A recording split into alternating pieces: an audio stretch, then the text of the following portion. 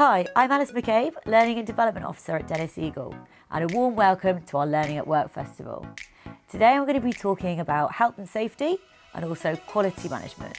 And I'm joined today by Joe Henry, our Business Systems Manager, and also our Health and Safety Manager, Richard Young.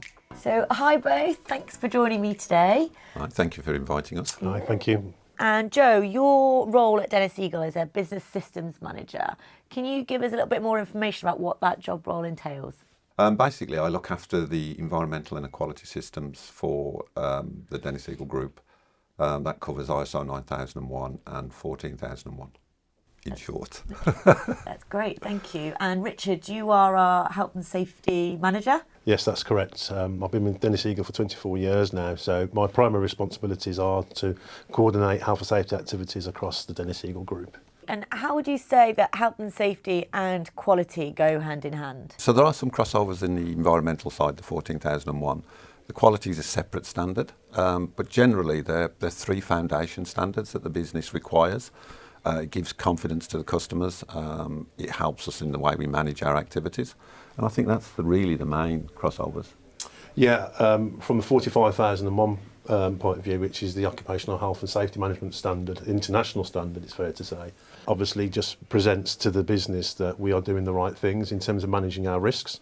So it promotes a safe working environment, it ensures that we're compliant with legislation, but it also means that we're identifying and managing our risks. The useful thing about the 45001 standard from a health and safety point of view is it helps us reduce our incidents, improves our well-being of our staff, improves our operational efficiency, improves our retention and also recruitability, which is fantastic.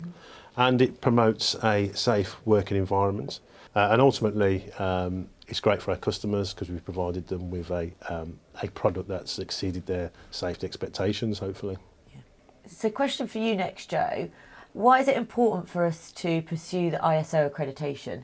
There's a number of improvements that it gives to the business, but I would say at the top of the tree is the expectation of the customers. We tend to see now, without doubt, all of the tenders that come into the business have an expectation of that the business will have ISO 9001 and 14001. It also gives best practice. So from a point of view, both standards are developed around industry best practices.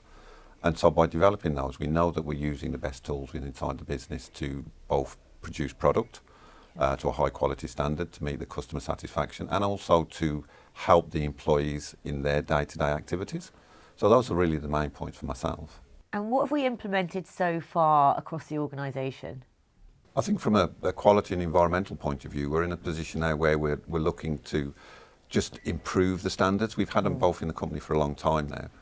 I think the biggest next step for ourselves will be integration. So we look to bring both of the standards together, and long term we'd also look to bring the 45,000 standard in. So we have a single management system that addresses the key accreditations within the business. I think that would be the next logical step for us. Yeah, in terms of integration, absolutely. You know, the 45001 standard aligns very well with the other standards such as 9001 and 14001. So it does lend itself to having a central management system. So overall, it makes it easier for us to manage and execute the criterion of the standards.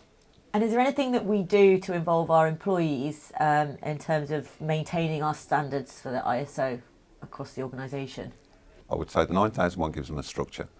So from a point of view of the training needs, from a point of view of understanding what they're doing now is exactly what they'll do tomorrow, is a great help. And it also reflects then in the quality of the vehicle.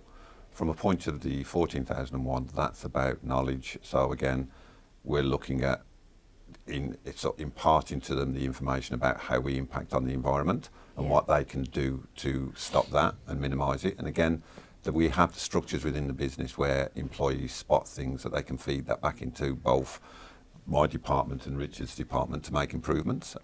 There's always room for improvement. There's always something that we can move on to next. And certainly there's a push within the business now for a focus on sustainability.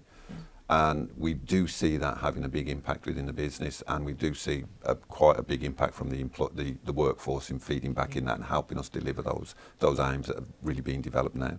And I think that's great, isn't it? I think it's really important that people understand that it's not just about the business, it's also about personal accountability as well. That we're all working towards the same common goal. I think we both understand we can't deliver any of the standards without employee participation. It really comes down to that level. Yeah, I mean, essentially they're our eyes and ears out there. Yeah. So, they're building the products, they're close to the products, and so really we're taking the lead from them.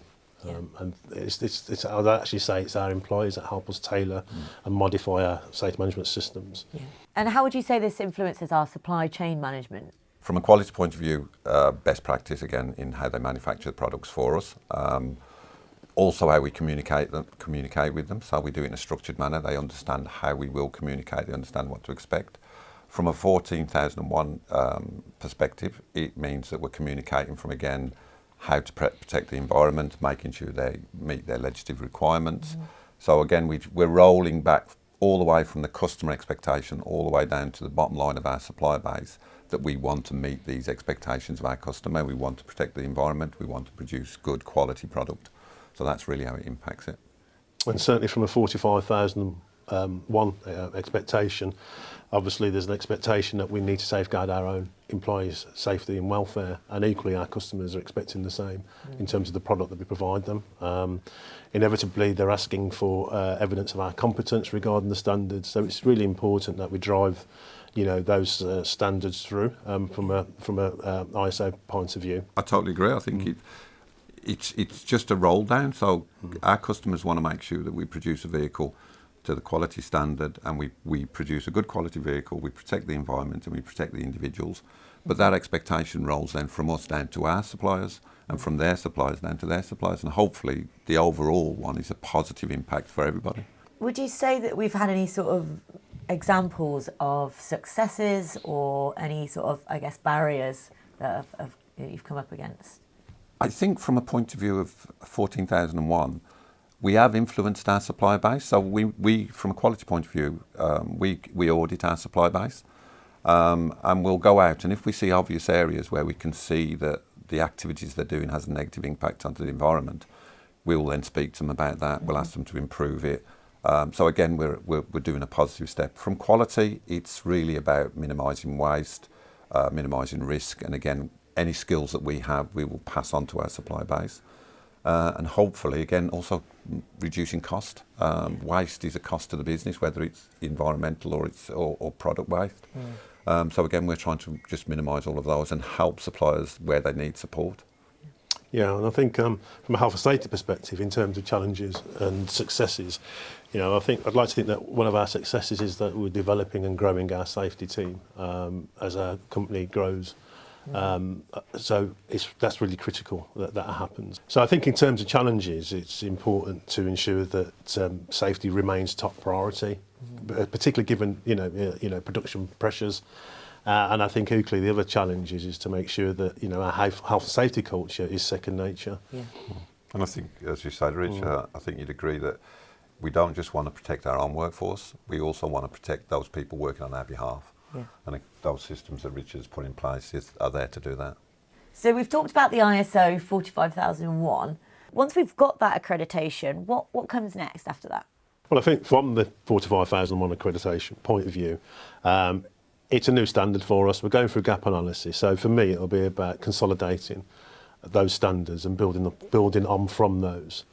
Ultimately, it's about creating a world-class safety management system. I think we're fairly close, but we've got a lot of work to do. But I think from our point of view, that's where we need to move on to next, is just to consolidate and then move on.